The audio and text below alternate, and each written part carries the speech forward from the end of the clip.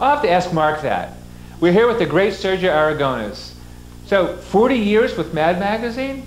I haven't missed an issue in 40 years. Well, one issue I missed, but I didn't miss it. The Mel missed the marginals. But in 40 years, I just missed one issue. That not only says a lot about you, but a lot about the U.S. Postal Service.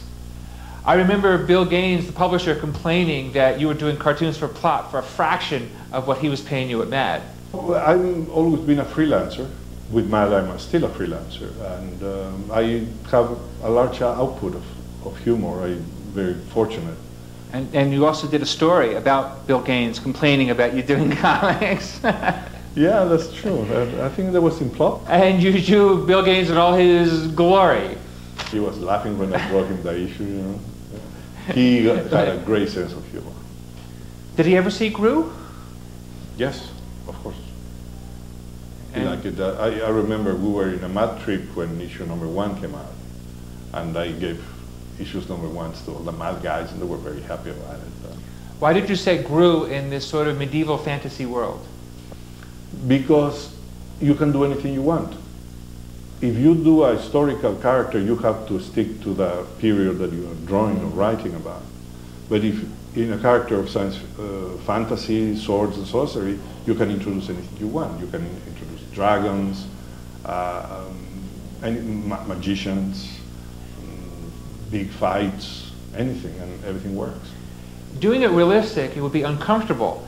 But in a fantasy setting, you can make the same social and political statements, and they're not so uncomfortable. And you make people laugh.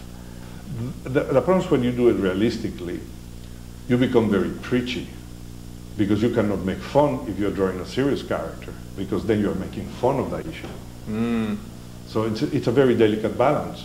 When you draw, if you take a gag about a guy falling down, if you draw it on my style, well, you can elicit a laugh because it's a humorous. But if Neil Adams draw a very realistic guy falling down, it hurts because it is a painful thing. So the balance is when you draw. It's like the very good artists, Neil and many of the others, when they start drawing superheroes, they change the concept of superhero from a fantasy to a very serious problem, because when Superman was drawn on the cartoony style, he will lift a building with his bare hands and you believe it, because the building was playing and he was playing in a form. So he will go under, grab the building and take it off, and the rocket will pass under or something and put it back. And that suspension of disbelief, it will work very nicely, because the character wasn't that realistic.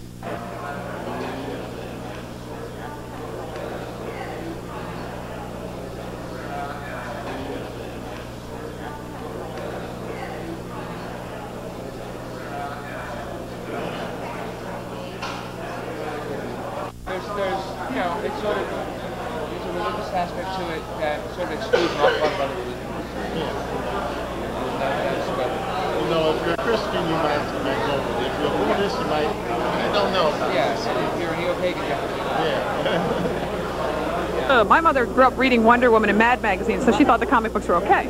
So my parents never threw my comic books out. To them, I owe my entire life. I'm Ken Gale. And I'm Mercy Van Vlack of Evolution Comics. We started the company in the late 80s, early 90s, somewhere around then, back in the good old days of independent comics. #1. That was when E. Nelson Bridwell died, and he was doing the sort of comics that did not insult your intelligence. They could appeal to young readers and older readers. They each get something different out of it, but both could read it and still have fun. We were complaining about the sad state of mainstream comics, and we decided to stop complaining and do something about it, inspired by Nelson's death. Would I like to what? Get busy with?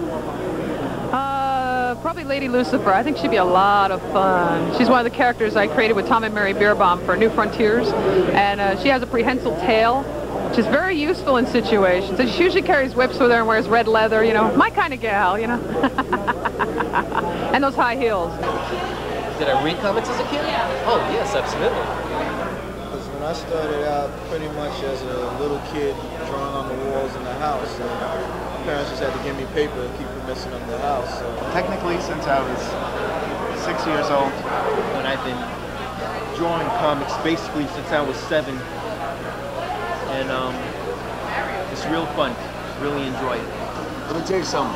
Changes Johnny Diamond, I was reading Superman, Spider-Man, and I still collect to this day. I have all comic books. I have thousands of comic books. Spider-Man and any comic that had a woman in it that I felt was my role model and who I wanted to grow up to be was what attracted me as a child.